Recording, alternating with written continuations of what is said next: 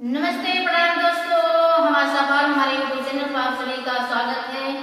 एक बहुत प्यारा धमाकेदार देवरानी जेठानी के गीत लेकर आए हूँ, आप सबके बीच में भेज रही हूँ। जैसा भी रहेगा कमेंट में बताइएगा। और हमारी देवरानी कैसी है, हमको ऐसी आप लोग कमेंट में बताइएगा कैसा गाना लगा। और नए नए लाइक सब्सक्राइब जरूर कर लीजिए। गाने चल रही हूँ, गाने का आनंद एक बार जरूर उठाइएगा।